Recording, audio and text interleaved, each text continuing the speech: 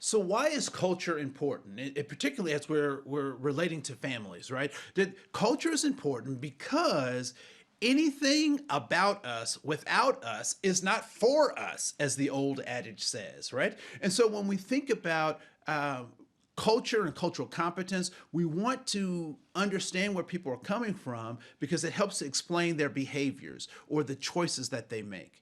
We also recognize that if we're not involving families, if we're not taking their cultural context, if we're not looking at their artifacts and their values as we make decisions, then we're not going to come out with the best outcomes. And so it's important for us to recognize how we go about including families in the decisions that we make.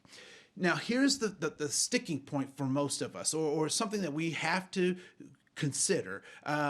As we make choices or we have opinions about other people's choices, our opinions, our thoughts about their decisions typically has no effect on their ability to make those decisions or the outcomes of the choices that they make unless they ask us, right? And so I can have feelings about decisions that people are making or choices that they are missing out on.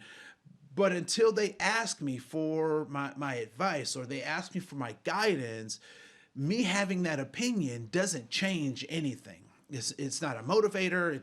It's not helpful. And so we have to think about, as we include people in the decision-making process, they may in fact make decisions that we don't agree with.